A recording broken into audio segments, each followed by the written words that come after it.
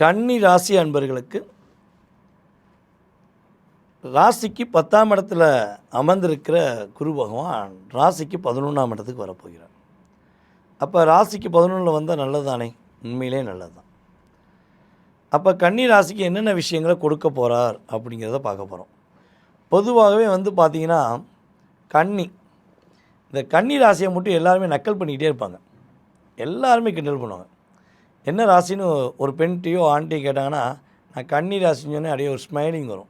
எதுக்கு சிரிக்கிற அப்படின்னா, உனக்கு என்னப்பா நீ கன்னி ராசி, உங்க கூட சுற்றி ஒரு 4 பேர் இருப்பாங்க, பெண்கள் கூட்டமாக இருக்கும், ஆண்களாக இருந்தால் ஆண்கள் கூட்டம் அதிகமாக இருக்குன்னு கன்னி ராசியை சொல்லுவாங்க. எப்பொழுதுமே கன்னி ராசிக்காரங்களுக்கு பிரச்சனை இல்லைன்னு சொல்லி மற்ற ராசிக்காரங்க சொல்லிக்கிட்டே இருப்பாங்க. இப்போ கன்னி ராசிக்காரங்க மனசு என்ன தோணுன்னா, ஒரு நாள் என்னோடய வாழ்க்கையில் என் ராசியில் இருந்து பாரு, ஏண்டா வாழ்கிறோம் எதுக்குறா வாழணும்னு சொல்லி ஓடிய போயிடுவேன். அந்தளவுக்கு நான் என் வாழ்க்கையில் அனுபவப்பட்டிருக்கேன். ஆனால் வெளிக்காட்ட மாட்டேன். எனக்கு வெளிக்காட்டி நடிக்க தெரியாது, வெளிக்காட்டி அனுதாப ஓட்டு வாங்க தெரியாது. ஆனால் என்ன நான் தயார்படுத்த முடியும் அப்படிங்கிற தன்மை கன்னி ராசிக்கு இயல்பாகவே உண்டு. அதே போல் உங்களுடைய மிகப்பெரிய ஒரு அற்புதமான செயல்பாடு என்னென்னா, ஒரு இடத்துல ஒரு புதிய கண்டுபிடிப்பு உருவாகுது. அதாவது நம்ம ஷார்ட் அண்ட் ஸ்வீட்டாக சொன்னோம் எப்படின்னா, இப்போ நம்ம சமூக வலைதளங்களில் உள்ள ஃபேஸ்புக்காக இருக்கட்டும், இன்ஸ்டாகிராமாக இருக்கட்டும், ட்விட்டராக இருக்கட்டும், இல்லை பட்டராக இருக்கட்டும், எந்த சமூக வலைதளங்கள் ஒரு ஆப்புன்னு உருவானா அந்த ஆப்பை வைக்கிறதுக்கு முதல் காரணமாக யார் இருப்பாங்கன்னா கன்னி ராசிக்காரங்க தான் இருப்பாங்க. கன்னி ராசி ஒரு இடத்துல இருந்தால் தான் புதிய கண்டுபிடிப்புக்கு அந்த ஃபினிஷிங் கொடுக்கக்கூடிய தன்மை அவங்களுக்கு தான் உண்டு. புதனுடைய வலிமை கொண்டவர்கள், சுக்கிரனை எதிர்பார்க்காதவர்கள், அதாவது எக்காரணத்தை கொண்டும் பொருளாதாரம் சார்ந்த விஷயத்துக்காக இயங்காமல் தன்னுடைய சிந்தனைக்காக இயங்கக்கூடியவர்கள் தான் கன்னிராசிக்காரங்க. ஸோ இப்படிப்பட்ட நல்ல குணம், நல்ல பண்பு, கோபம் வந்தால் ஓங்கி அடித்தா 1.5 டன் வெயிட் மாதிரி ஒரே அடி அடிச்சுட்டு போய்கிட்டே இருக்கக்கூடிய உங்களுடைய வாழ்க்கையில் குருவுடைய அற்புதம் இனிமே தான் நடக்க போகுது. குரு பகவான் பார்த்திங்கன்னா இப்போ உங்களுடைய ராசிக்கு 11ஆம் இடத்துக்கு வரப்போகிறார். அப்போ ஒரு 5 வருட காலமாக அல்லது 3 வருட காலமாக ஒரே ஒரு கேள்வி தான் ஃபஸ்ட்டு, உங்களுக்கு நிம்மதியாக தூங்கியிருக்கீங்களா? நிம்மதியாக தூங்கி எத்தனை நாளாச்சுன்னு உங்களை கேட்டால் கீழே கமெண்ட்ஸ் வரும். யாருமே நாள் கணக்கில் சொல்லவே மாட்டீங்க, வருட கணக்கில் தான் சொல்லுவீங்க. எத்தனை வருடங்கிறத இந்த சேனலில் நான் எதிர்பார்க்குறேன். பார்ப்போம் நீங்கள் எத்தனை வருடமாக தூங்காமல் இருக்கீங்கன்னு. தூங்கணும்னு நினைப்பேன் சார், தூங்கும் போது கூட போராட்டம் சார், போராடி தான் பார்ப்போன்னு போராடுவேன் சார், 3 மணிக்கு தூங்குவேன்னு நினைக்கேன் சார், இதுதான் உங்களுடைய வார்த்தையாக வரும். அப்போ தூக்கத்துலேயும் ஒரு போராடி டயர்டாக தூங்கிட்டேன் அப்படிங்கிற நிலை தான் உங்களுக்கு இருந்திருக்கும். ஸோ இப்படிப்பட்ட நிலைகளெல்லாம் எப்போ மாறும்? ஏமாற்றம் இல்லாத வாழ்க்கை எப்போ வரும்? கண்டக சனியாக சனிவான் ஜம்முன்னு உட்காந்து நல்லபடியாக அவர் வேலையை அவர் கரெக்டாக செஞ்சார்.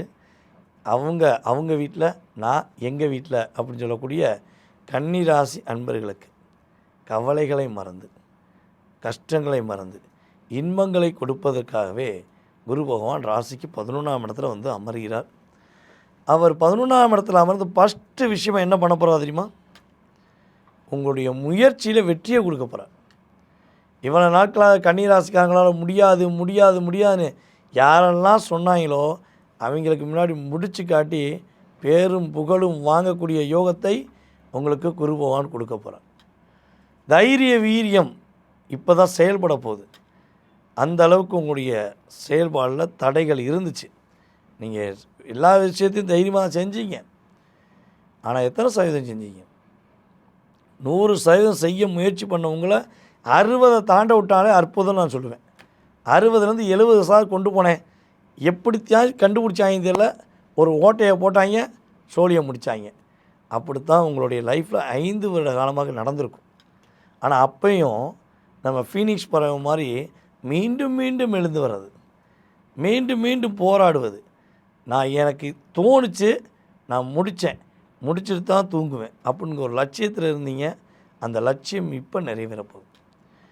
உறவுகளால் பிளவுபட்டு, அதாவது கூட பிறந்த உறவுகளில் ஒரு 3 ராசிகளுக்கெலாம் வந்து பார்த்திங்கன்னா, கூட பிறந்த உறவுலாம் ஏன் வந்துச்சுன்னே தெரியாமல் தான் வாழ்ந்துருப்பீங்க. அதில் நீங்களும் ஒருவர். கூட பிறந்த அண்ணனாக இருக்கட்டும், கூட பிறந்த தம்பி தங்கச்சியாக இருக்கட்டும், அக்காவாக கூட இருக்கட்டும்.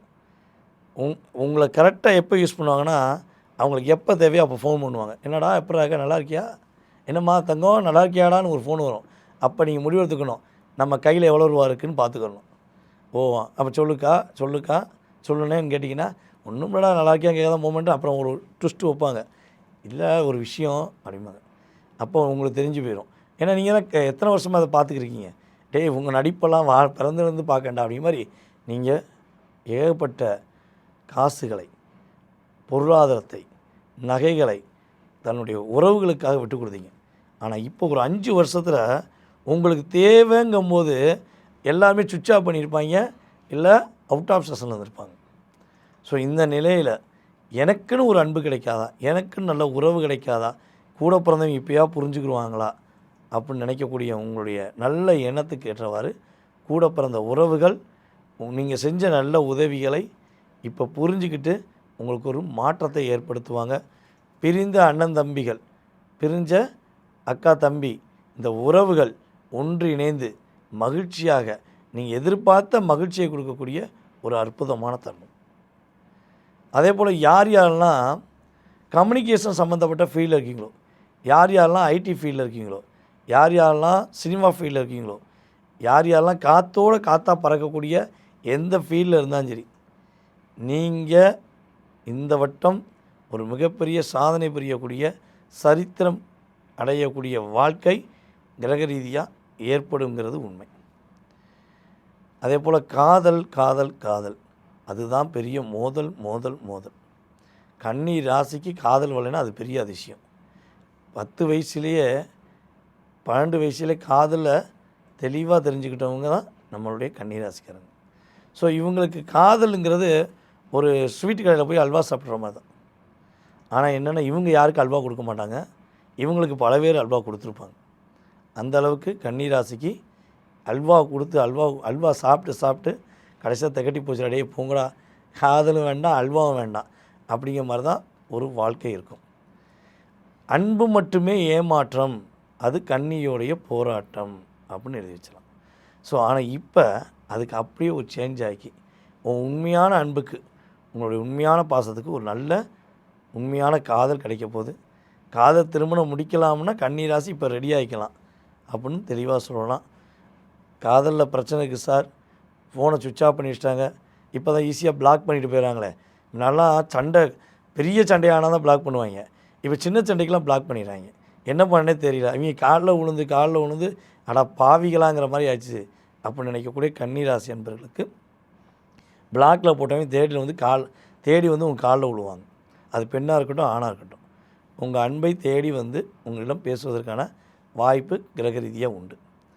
ஸோ அதுக்கடுத்து வந்து பார்த்திங்கன்னா குழந்தை பாக்கியத்துக்காக காத்திருக்கிற கன்னிராசி என்பவர்களுக்கு குழந்தை பாக்கியம் உண்டு.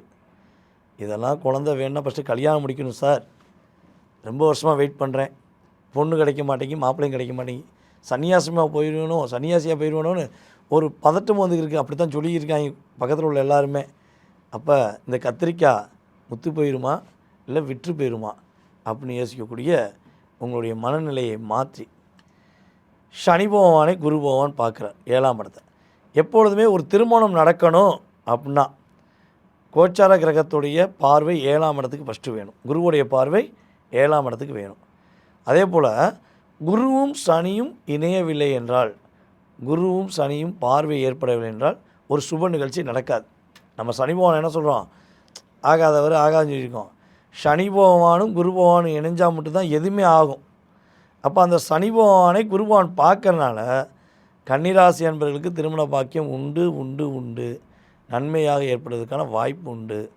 ஒரே வீட்டுக்குள்ளே கல்யாணம் முடித்த பிறகு ஒரே வீட்டுக்குள்ளே ஒரே பெட்டில் நீ அக்கறை படு நான் இக்கறை படுக்கிறேன்னு சொல்லி படுத்துட்டு பேசக்கூட மாட்டேங்காங்கன்னு சாப்பாடை வச்சா வெளியே போய் சாப்பிட்டுக்கிறேன்னு போகக்கூடிய கூட்டங்களுக்கெல்லாம் பதிலடி கொடுக்கக்கூடிய சூழ்நிலை இப்போ ஏற்படும்.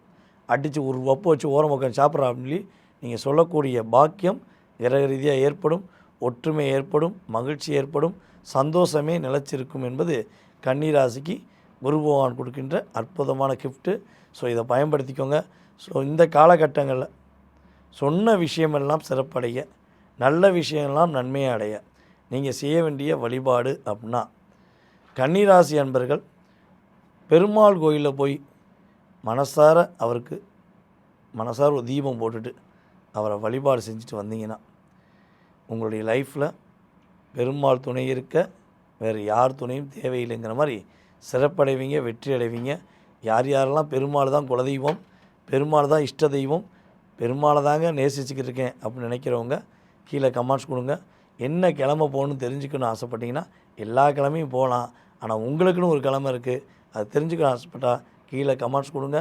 டயத்தையும் நேரத்தையும் நான் குறிப்பிடுகிறேன்.